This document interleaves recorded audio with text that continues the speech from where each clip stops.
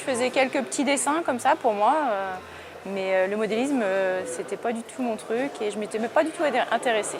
Quand j'ai vu ce qu'il faisait, ça m'a intéressée et je m'y suis plongée, j'ai posé plein de questions, je me suis intéressée au train plus qu'au modélisme aussi. Le train réel m'intéresse et puis c'est l'ambiance qui m'intéresse, créer une ambiance autour du train pour s'y croire, quoi. Voilà.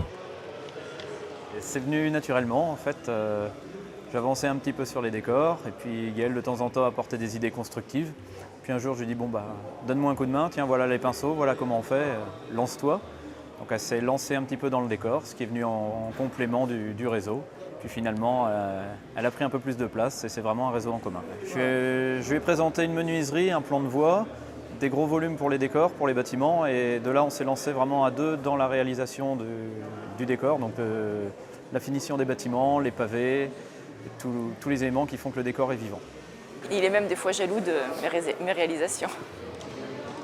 Ça y est, on se conseille mutuellement et je touche pas à l'électricité et je touche pas au plan. Un petit peu au plan de voie pour le conseiller, mais c'est lui qui pose les rails, c'est lui qui ballaste. Moi j'interviens après pour le décor. Je garde aussi une main sur le matériel roulant, sur la façon dont le réaliser, de le patiner. Il y a un projet d'extension pour ce réseau-là, il y a un nouveau réseau qui a déjà été présenté à quelques expositions qui est en cours de finition. Gaëlle a des nouvelles techniques de décor sur d'autres éléments, donc on a tout ça à mettre en place, on aura encore plein de choses à présenter par la suite. C'est toujours appréciable d'avoir sa moitié avec soi pour réaliser des décors comme ça. Puis pour jouer au train aussi. Voilà, pour la pratique du modélisme, c'est un plus d'être à deux.